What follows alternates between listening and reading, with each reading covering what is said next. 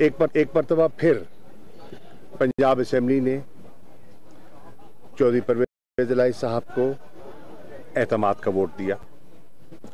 Opposition के दावे बिखर गए। उनकी कोशिशें हमारे मेंबरान सूबाई असेंबली ने इमरान खान साहब की विजन को और क़यादत को सामने रखते हुए नाकाम बना दिए।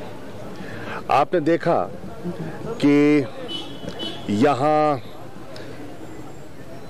बोलियां लगाने की कोशिश की गई। कराची से लोग आए और उनकी टीम पहुंची। सिंध हाउस इस्लामाबाद का माहौल लाहौर में पैदा करने की कोशिश की गई।